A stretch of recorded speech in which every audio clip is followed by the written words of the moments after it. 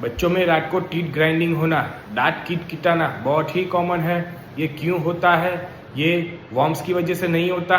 ये stress, anxiety, dental माल alignment और कभी कभी डेंटल पेन की वजह से होता है।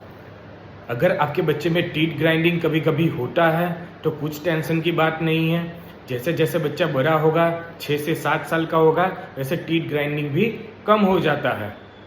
अगर आपका बच्चा टीथ ग्राइंडिंग कंटिन्यूस करता है, ज़्यादा करता है, तो बच्चों में डेंटल डैमेज होने का, डेंटल कैरीज होने का, ईयर एक होने का, हेड एक होने का और जॉ पेन होने के ज़्यादा चांस रहते हैं। तो ऐसा कुछ भी लगे तो डॉक्टर को कंसल्ट करना चाहिए।